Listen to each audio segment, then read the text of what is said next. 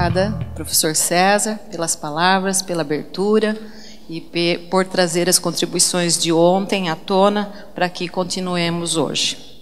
Então, vamos agora às minhas tarefas, que eu, apressadinha, já quis começar antes da hora. Então, a primeira tarefa é apresentar o tema. Somos professores, gestores, enfim, educadores do século XXI. E agora? A instituição escolar e a formação de professores tem sido alvo de depreciação por parte de muitos setores da sociedade contemporânea. Diversas razões poderiam ser aqui destacadas, mas estamos em um evento entre educadores da região mais favorecida economicamente do nosso país, onde há universidades sérias, experiências importantes acontecendo, muitas delas foram colocadas ontem, retomadas algumas hoje. No entanto, observamos poucos apreciadores da educação. E aqui eu vou fazer uma pequena citação da Roseli Saião, como psicóloga, num prefácio de um livro de 2010.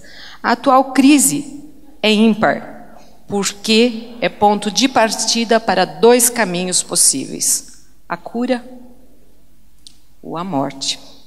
Diz ela, os detratores da escola e dos professores elegeram a morte, nem sempre conscientes das consequências de suas escolhas. Claro, é muito mais fácil apontar o mal-estar, o fracasso da escola. Difícil mesmo é eleger o primeiro caminho, a cura, a vida, se preocupar com ela, cuidar, estudar, procurar alternativas para o sucesso. Ontem nós tivemos aqui exemplos vivos de pessoas que lutam pela vida da nossa profissão. Professor Demerval quase que nos passou uma bula, né? Com todas, né, os componentes aí do remédio, com as advertências, com as precauções e principalmente com as advertências em relação ao o que significaria o verdadeiro Sistema Nacional de Educação operacionalizado no Plano Nacional de Educação.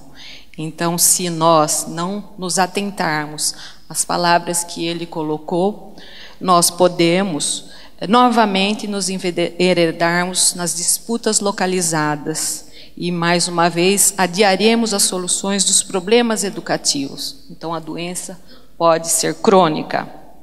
Bem, entre tantos, ele e tantos outros educadores que parecem fazer a opção pela cura, pela vida da educação, apontamos aqui, tentando fazer uma homenagem para Maria de Lourdes, uma autora portuguesa, Maria José dos Santos Cunha, em 2009, no encontro na Universidade do Minho, em formação de professores, um desafio para o século XXI.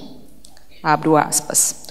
O ensino de qualidade é capaz de atender às exigências da contemporaneidade, marcada pela multiculturalidade, constante avanço científico e processos de permanente mudança.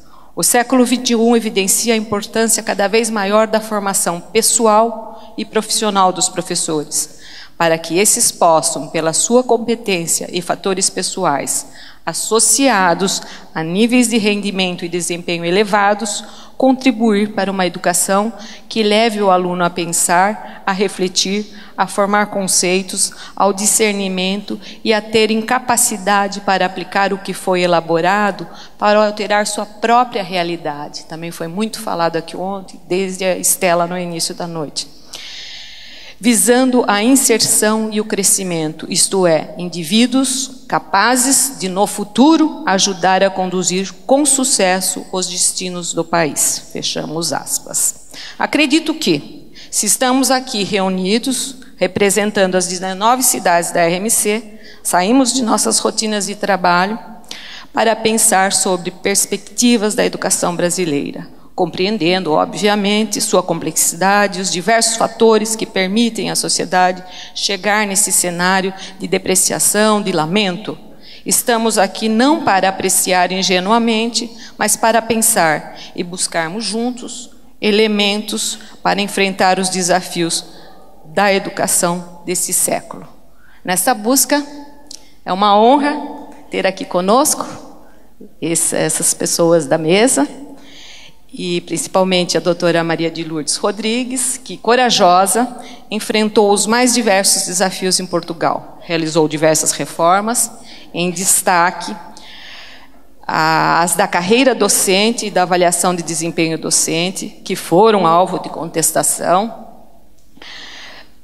Em seu mandato, o abandono escolar diminuiu, reformou o primeiro ciclo do ensino básico, generalizando a escola em tempo integral, com oferta de atividades de enriquecimento curricular, ampliou as competências no domínio da educação, apoiou a construção de mais de 400 novos centros escolares, aprovou o novo Estatuto do Aluno, que colocou fim às reprovações por faltas injustificadas, também alvo de críticas, reformou a educação e a formação de adultos com a iniciativa Novas Oportunidades, na qual se inscreveram mais de 1 milhão de adultos, e de 2006 a 2009, 300 mil adultos obtiveram certificados. Também, corajosa, enfrentou mais acusações de facilitação na obtenção de diplomas, ao contrário do que manifestaram Firmino Costa, Domingos Fernandes, Antônio Novo, entre outros.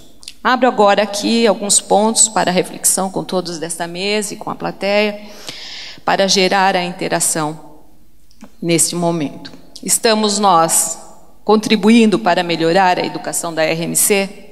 Qual é a melhor, se é que existe, uma melhor alternativa para os gestores municipais conduzirem a educação de qualidade em suas cidades? Quais seriam as competências do professor para educar no século XXI? Como se orienta um processo de formação para o enfrentamento dos desafios postos e os que estão por vir? Ou seja, como oferecer formações inicial e continuada para um mundo em mudanças e carregado de incertezas? Professora doutora Maria de Lourdes, gostaríamos, se possível, que essas questões e outros temas correlatos ligados à sua experiência fossem aqui hoje objeto de debate, de reflexão, a fim de potencializar o nosso compromisso para que a instituição escolar possa, de fato, educar na vida e para a vida. Solicitamos aos participantes que elaborem as questões no formulário disponibilizado na pasta do evento e que enviem a cada um dos debatedores, né? E agradeço a atenção de todos, convido a Maria de Lourdes para a tribuna, se desejar.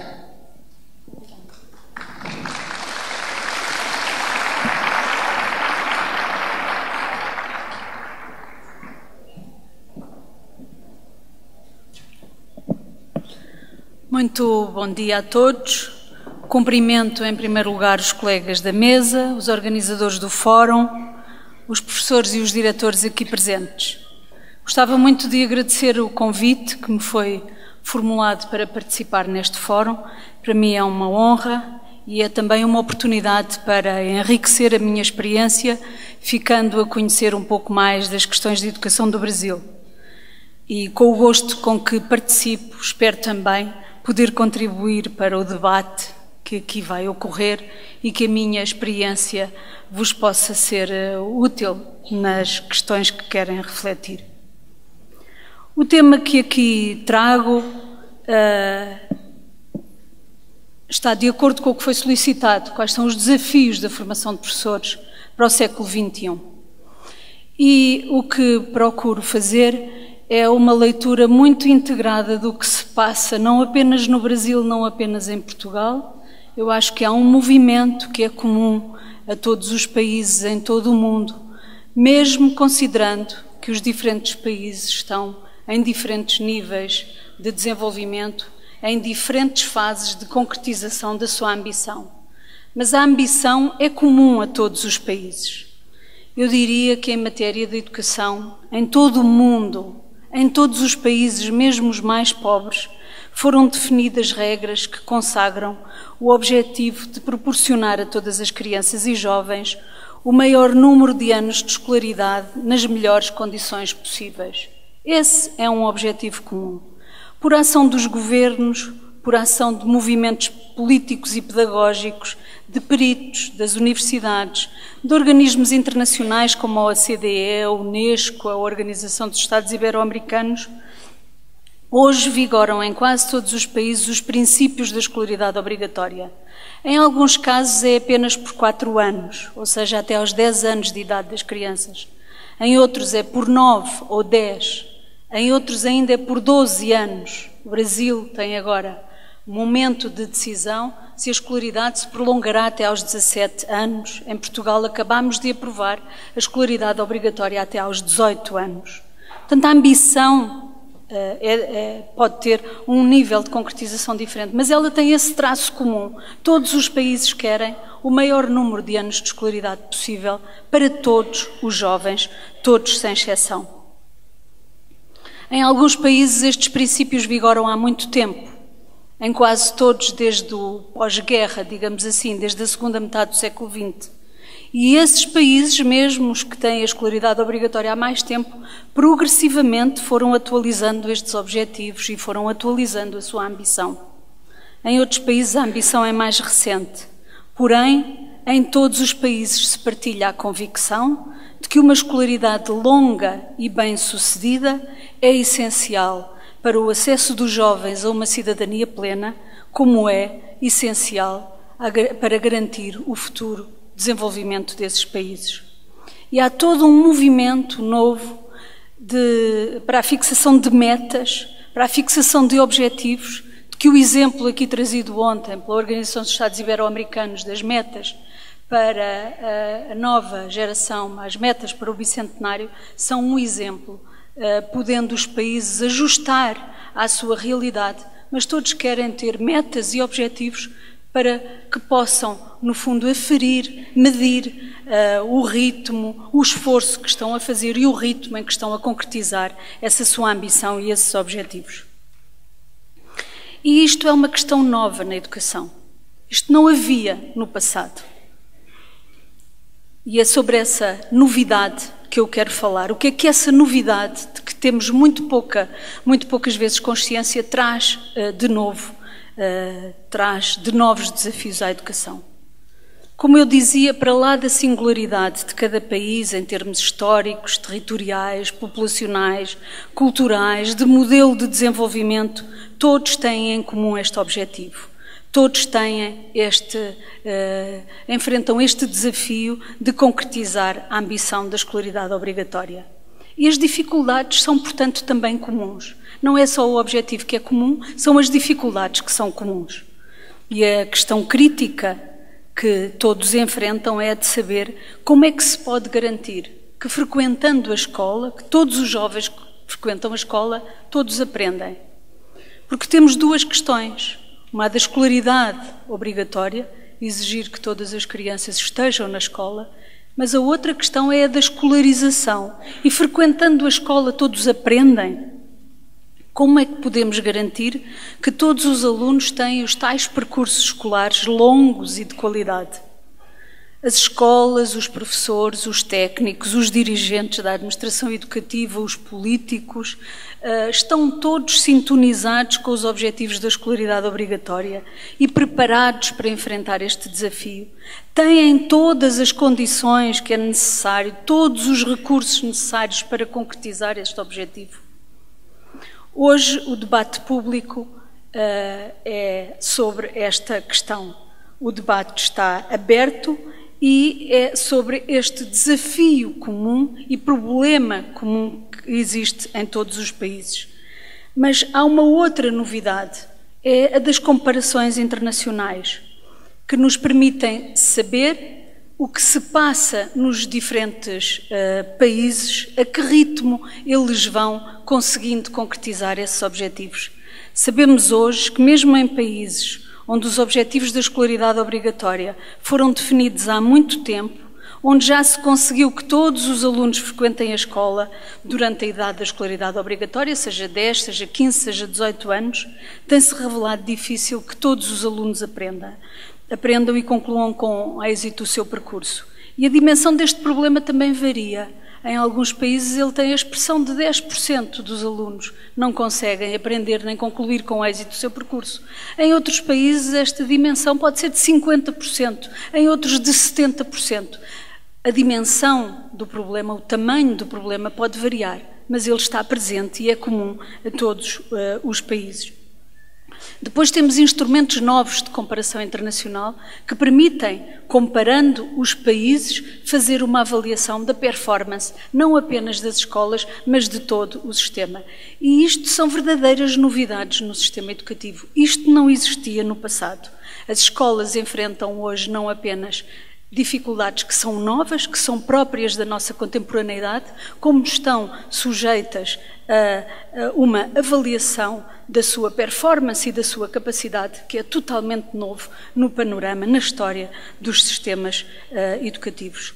Nunca no passado as escolas e os professores enfrentaram semelhante desafio. No passado, a missão da escola era a de alfabetizar, selecionar e educar as elites. Não enfrentavam a exigência de levar todos os alunos, todos sem exceção, até ao final do seu percurso escolar. Os professores tinham por missão ensinar os que aprendiam. Os que não aprendiam iam ficando pelo caminho e não havia nisso nenhum problema. O conceito de insucesso escolar não existia há 30 anos. O conceito de insucesso escolar é um conceito da nossa contemporaneidade. É um conceito que é enfrentado apenas pelos professores do final do século XX e será enfrentado com muito mais rigor pelos professores do século XXI. Eu dizia que os professores no passado tinham por missão ensinar os que aprendiam. Os que não aprendiam não eram um problema nem da escola, nem dos professores. Para dar apenas um exemplo, há 50 anos, no início dos anos 60, quando eu própria entrei no sistema escolar, já vigorava o princípio da escolaridade obrigatória até aos 10 anos.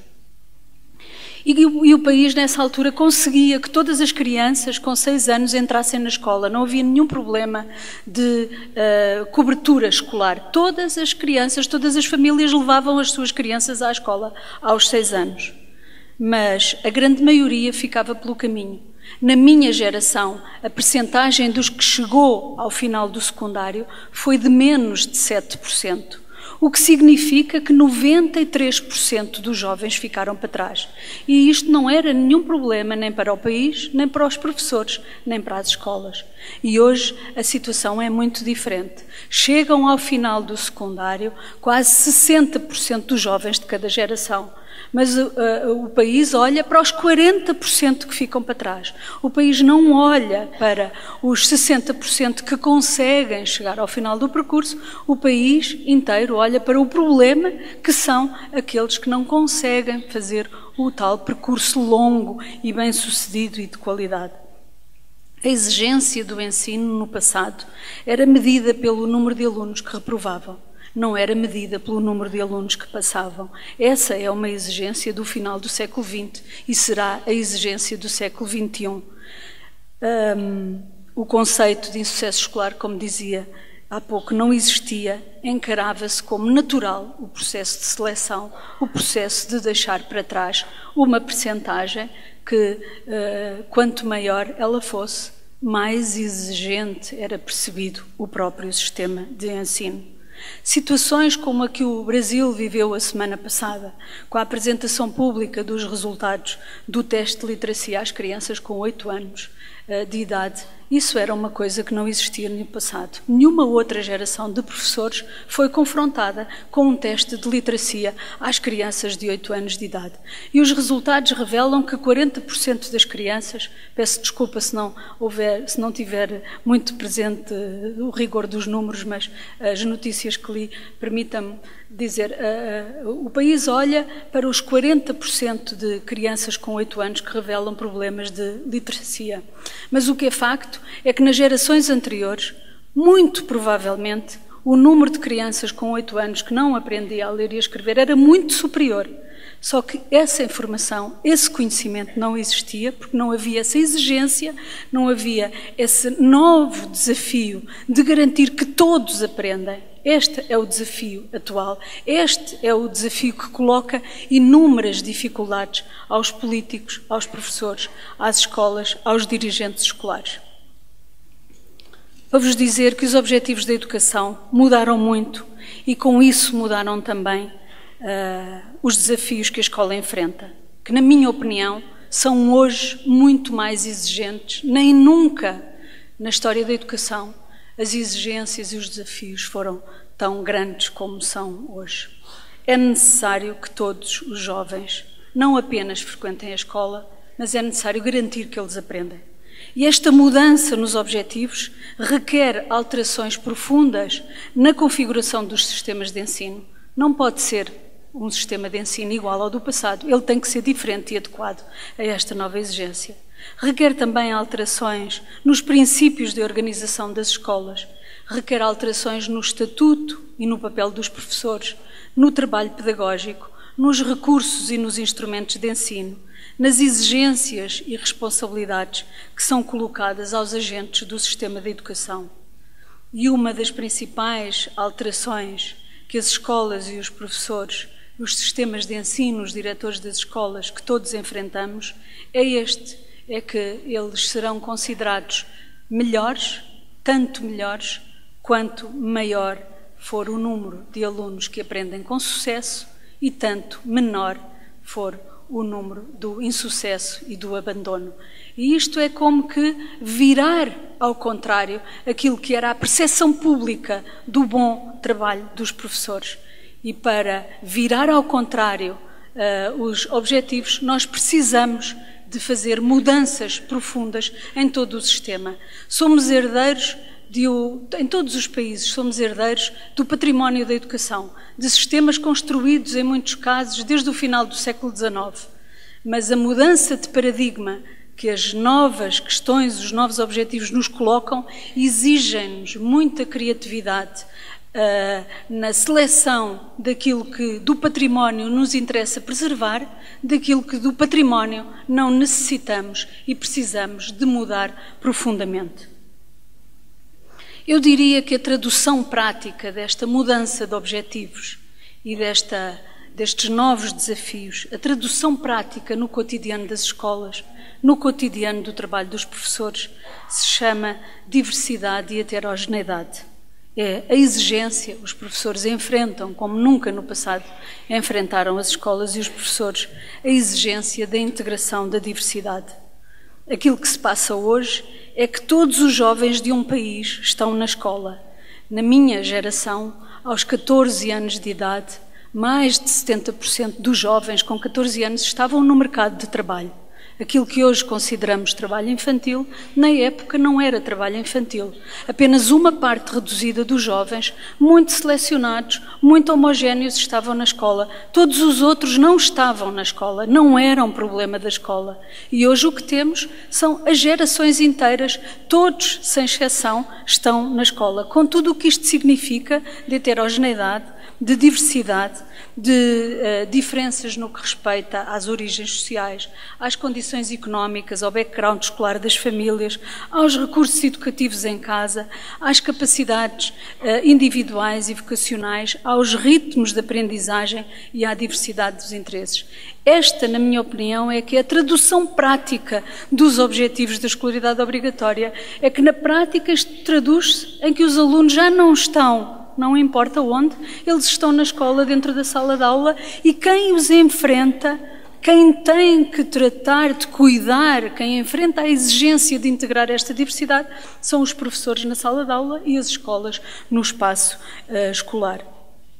Podemos dizer que a sociedade inteira, com todos os problemas de desigualdade, passa a estar no interior da escola, quando antes não estava no interior da escola.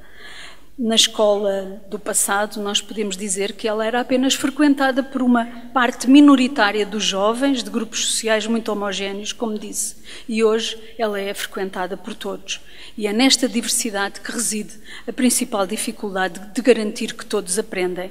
Mesmo os que não querem, é que os que não queriam aprender não estavam na escola e hoje estão obrigatoriamente na escola e não basta estarem na escola. O professor tem que garantir que eles aprendem. E como é que se enfrenta este desafio de ensinar os que não querem, de ensinar os que não têm motivação, de ensinar aqueles que têm as mais diversas dificuldades? A diversidade dos problemas, na minha opinião, e é sobre isto que depois quero falar, é que esta diversidade de problemas exige uma diversidade de soluções. Eu diria que perante a diversidade, se a tradução do objetivo e dos desafios, a tradução prática é a diversidade e a heterogeneidade dos alunos, aquilo que tem que ser a resposta política, pedagógica, organizacional, ela tem que comportar também esta dimensão de diversidade. Para ensinar e garantir que alunos tão diferentes aprendem, os professores e as escolas precisam de uma diversidade de instrumentos, de meios. O próprio sistema educativo tem que ter uma diversidade de respostas para enfrentar esta diversidade. Nesse sentido, eu tenho defendido que também se exige diversidade nas políticas, e era esse foco que gostava de falar, e dentro das políticas educativas dar uma ênfase particular àquilo que são as políticas de formação de professores, ou como é que uma nova geração de políticas tem implicações, ela é desafiante também para a formação de professores. Então eu diria que se exige à escola a garantia de que todos aprendem, mas as escolas e os professores não podem, não devem enfrentar este desafio sozinhos, porque na realidade a questão não é apenas a de ensinar. Requerem-se políticas educativas mais inovadoras e mais adequadas ao desafio que as escolas e os professores enfrentam, com o envolvimento dos governos, dos organismos internacionais, das universidades, das escolas que formam professores, das associações de professores, dos centros de investigação, das famílias, das autoridades locais. Eu costumava dizer, quando era Ministra da Educação, que todos somos poucos para resolver o problema da educação. E quando se diz que a educação é uma responsabilidade de todos, isso deve ter uma tradução prática nas políticas. Tem que ser políticas que envolvam mesmo todos os agentes, porque todos somos poucos para enfrentar este desafio. Portanto, eu diria que as novas políticas devem interpelar todos os agentes, não apenas os professores. A política educativa, no passado, era apenas os professores e os governos, fossem ao nível federal ou ao nível estadual aqui no Brasil. No caso de português, era apenas a administração central e os professores. Hoje é necessário encontrar novos atores e novos agentes, e todos são interpelados. Também as universidades que formam professores têm aqui um papel crítico muito importante, mas também os centros de investigação, mas também as famílias e as autoridades locais, na minha opinião, são um novo protagonista nas políticas de educação que importa chamar para a primeira linha, porque a proximidade que têm às populações que servem e o facto de estarem sob escrutínio dessas mesmas populações leva a que tenham condições ímpares para a condução das questões da educação. Todos os agentes e atores sociais devem ser convocados a participar e a assumir uma parte de responsabilidades neste desafio. Diria que há 4 planos de intervenção para esta nova geração de políticas, e vou enumerar: o plano das convicções, o plano do conhecimento, o plano da governabilidade e o plano dos recursos. E agora falava brevemente sobre cada um destes 4 tópicos de intervenção, planos de intervenção para uma nova geração de políticas, e depois no debate teremos certamente tempo para aprofundar algumas questões. Em primeiro lugar, o plano das convicções, ou das percepções públicas sobre o papel da escola de hoje, não da escola do passado. Há muitos nostálgicos da escola do passado. Vejo muitas vezes muitos exercícios que comparam a escola de hoje com a escola do passado. E eu costumo dizer, não tem comparação. Os problemas da escola de hoje não se resolvem com soluções do passado. Nós precisamos de soluções do futuro, porque os problemas de hoje são problemas já do futuro. E eu diria que a minha primeira reflexão é quais são as convicções, quais são as percepções públicas sobre o papel da escola de hoje. sabendo nós que aquilo que está convencionado como missão da escola de hoje é garantir que todos aprendem. O princípio da escolaridade obrigatória, que pressupõe não apenas que todos devem aprender, mas que todos podem aprender e que há patamares mínimos que todos os alunos podem alcançar e níveis de excelência que os melhores podem atingir, é uma convicção partilhada por todos. A minha pergunta é: será que todos os agentes envolvidos nos processos de educação acreditam e partilham a convicção de que todos podem aprender? Os jovens todos acreditam que está ao seu alcance aprender as matérias contidas nos programas de ensino? Quando é tão comum ouvir por vezes jovens dizer: eu não tenho jeito para matemática, eu não vou aprender esta matéria.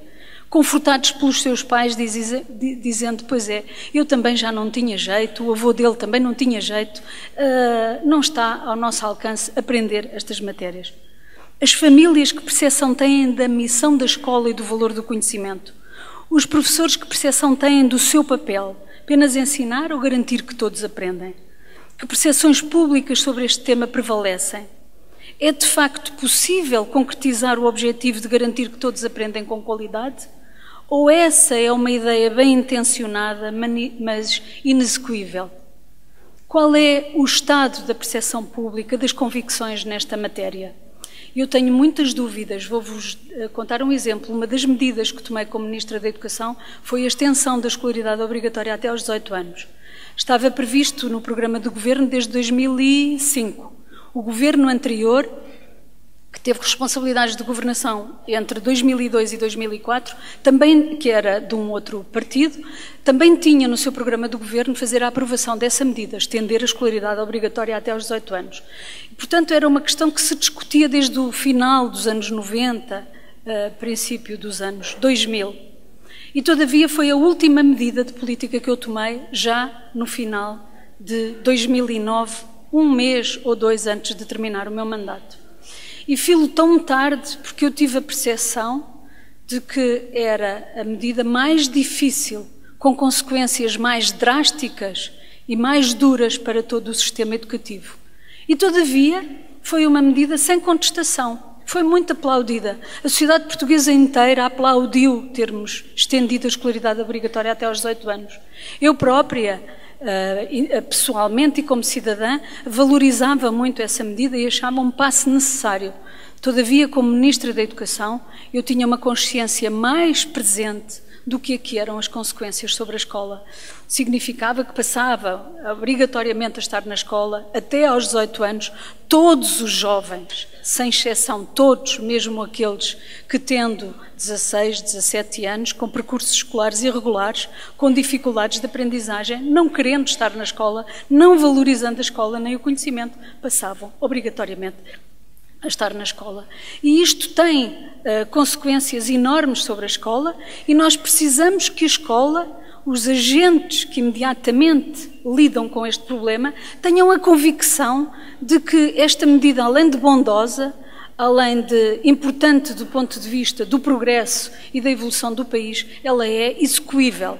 Ou seja, nós colocamos os jovens nas escolas até aos 18 anos e os agentes que têm que trabalhar com estes jovens acreditam que isso pode fazer a diferença na vida deles, que eles podem aprender, mesmo que aprendendo matérias diferentes, mesmo que com metodologias ou técnicas pedagógicas de tipo diferente. Mas este ganho da escola, dos professores, dos agentes, das famílias, as famílias acreditam que é bom para os jovens estar na escola até aos 18 anos ou preferem percursos diferentes para o seu jovem, acreditam que o futuro não passa não pelo conhecimento, mas por outros percursos em que se valorizam outros aspectos da vida. Portanto, eu tenho para mim que este é um tópico dos mais importantes. Ganhar a sociedade não apenas do ponto de vista da lei, da regra, da escolaridade obrigatória, mas ganhá-la do ponto de vista das convicções. E aqui eu tomo o tópico da formação de professores. Será que a formação de professores sublinha, acentua não apenas esta desafio que os professores têm que enfrentar, mas trabalha o suficiente o plano das convicções, a ideia de que é possível não apenas ensinar todos os jovens, mas que é possível que eles aprendam, todos podem aprender. E aqui eu diria que um dos aspectos mais importantes na formação de professores é mesmo o contacto, o conhecimento de experiências dos outros países, porque esta convicção não pode ser apenas uma convicção baseada nas crenças. Eu acredito, da mesma forma que acredito em outras coisas, em Deus, por exemplo, tem que ser baseada em factos. E os factos vêm da experiência de outros países. Se há países em que todas as crianças com 8 anos aprendem a ler, então as nossas crianças, as crianças de cada país não são diferentes. Também é possível ensinar a ler. Aquilo que precisamos de, para além de ter a convicção de que elas podem aprender, é dos meios para concretizar esse objetivo. O segundo plano de intervenção, o plano do conhecimento pedagógico e das didáticas, dos instrumentos de ensino, das melhores ou mais adequadas formas a um ensino em contexto de diversidade. O exemplo que dei há pouco dos níveis de literacia das crianças aos 8 anos de idade nos países, eu devo-vos dizer que o Brasil foi de uma enorme coragem fazer esse teste, mesmo com base numa amostra, porque muitos países não levantam não abrem essa caixa de Pandora, não querem nem saber se as crianças com 8 anos todas aprenderam a ler, porque revela a realidade, é preciso uma grande coragem, querer conhecer os factos, mas também dá ao Brasil condições de intervenção muito diferentes, que é de conhecimento da realidade, e é de conhecimento que aqui falamos. Neste tópico das dificuldades de aprendizagem da leitura, é também um tema muito difícil em Portugal. Para nós, não sabemos, porque não fazemos o teste, são 40% de crianças com 8 anos que não aprendem a ler, mas sabemos que aos 7 anos de idade há 10% das crianças que reprovam. E sabemos que há 15% que não reprovam, mas que ficam na fronteira, e ficam na fronteira por dificuldades de aprendizagem da leitura e da escrita. E, portanto, este é um problema em muitos países, não apenas no Brasil. É um grande problema nos países de língua oficial portuguesa, por exemplo, nos países africanos, em que aí o ensino em português, língua oficial, é uma língua estrangeira, uma língua estranha, uma língua segunda, não materna para a maior parte das crianças, e o problema tem uma dimensão muito maior do que tem no Brasil ou em Portugal. Mas é um problema que é comum e que eu digo muitas vezes que não consigo imaginar as dificuldades, não consigo, por falta de experiência, imaginar as dificuldades que uma professora tem com 20, 25, 30 crianças numa sala em que metade não consegue aprender a ler. De que meios, como é que a investigação pode apoiar os professores na diversidade de instrumentos pedagógicos para que este professor possa conseguir os seus objetivos? Quando era Ministra da Educação, numa conversa com um ministro francês, eu conheci 3 ministros da Educação franceses. E um deles tinha acabado de tomar uma iniciativa que era a de proibir o uso do método global no ensino da língua. Sabem, com certeza, professores aqui presentes, a discussão que existe entre as virtudes do método global e do método analítico, e em França o ministro simplesmente decidiu proibir o uso do método global. E havia uma outra discussão que incidia sobre o uso da calculadora no ensino da matemática, da aritmética, nos primeiros anos da escolaridade. Também nos Estados Unidos é uma questão, se discute muito, se o uso da calculadora é prejudicial ou benéfico à aprendizagem dos números, digamos assim. Eu o que costumava dizer nessa conversa que tive com o ministro francês foi que lhe disse foi: isso não é matéria da política educativa, essa é matéria da autonomia profissional dos professores.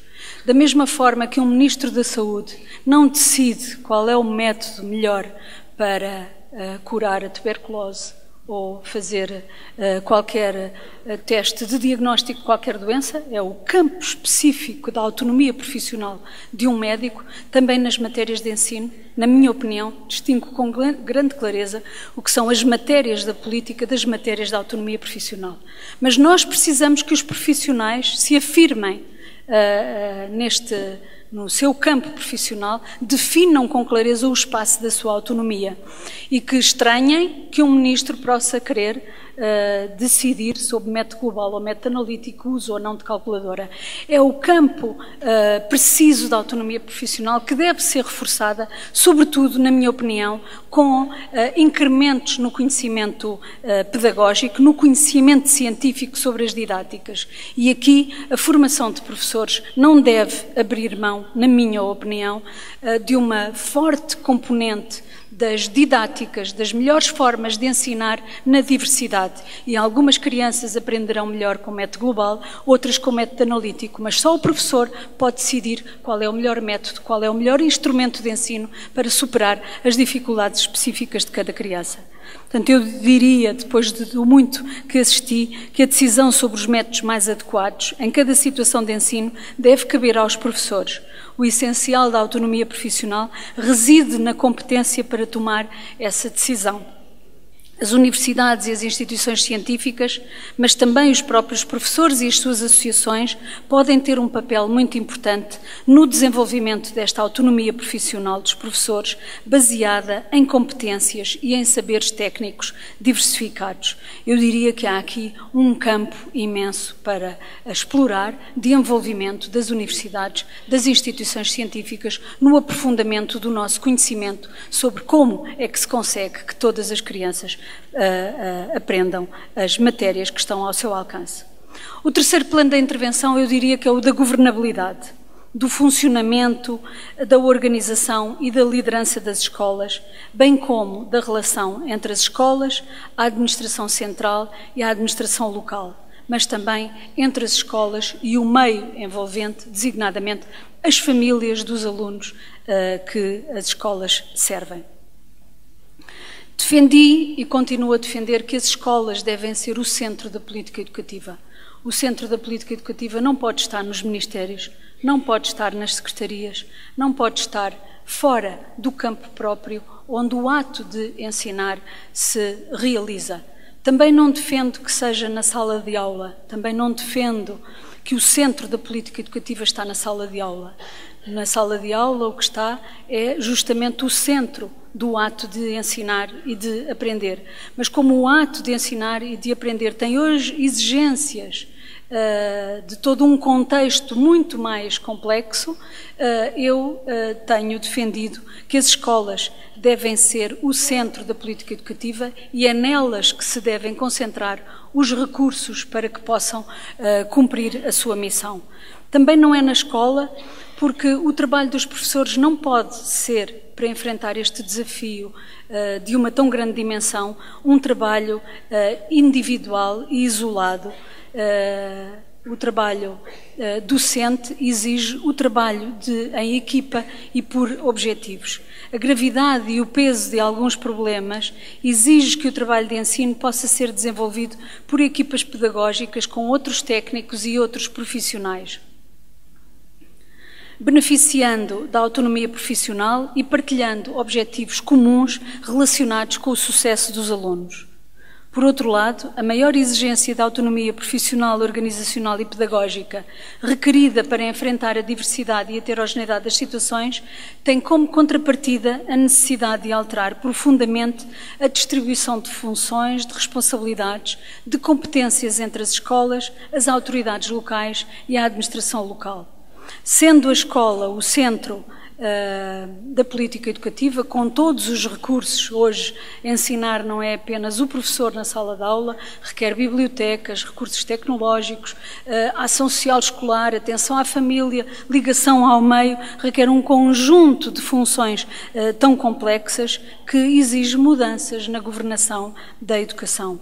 É necessário continuar a evoluir na clarificação das funções e competências específicas de cada uma das partes envolvidas na governação do sistema educativo. No que respeita à afetação de recursos financeiros ao Governo Central, aquilo que defendi sempre deveria caber apenas as competências na afetação dos recursos humanos e financeiros. A gestão cotidiana desses recursos deve ser uma competência da escola, como é competência da escola a orientação pedagógica e curricular, cabendo a outras instituições diferentes as atividades de controle, de inspeção e de avaliação.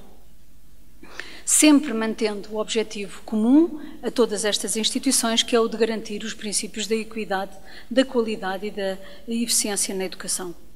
Mas para isto, em muitos países, em Portugal e penso que também no Brasil, é necessário quebrar o tabu sobre a natureza das organizações escolares e, com humildade, reconhecer o saber disponível sobre a eficiência e eficácia das organizações, adaptando à realidade das escolas, fomentando a cultura do funcionamento por objetivos, da responsabilização e da prestação de contas.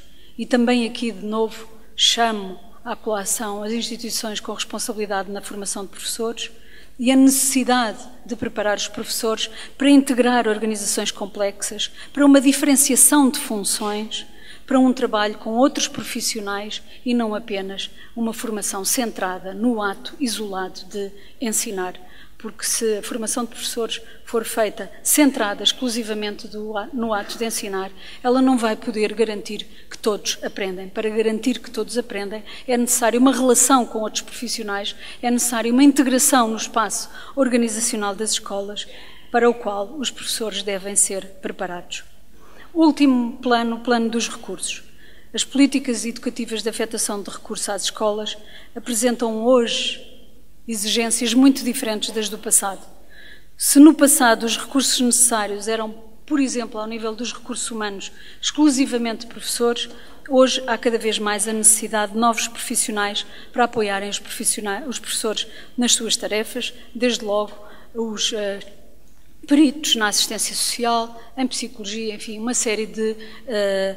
As escolas, sobretudo as de nível secundário, são de tal forma exigentes, por vezes em equipamento e no seu funcionamento, que requerem a intervenção de outros especialistas nessa área. Não me quero alongar mais, gostava de recordar os 4 planos de intervenção para uma nova geração de políticas: o plano das convicções, o plano da governabilidade, o plano do conhecimento e, finalmente, a política de afetação de recursos, que deve ser ela também marcada pela diferenciação.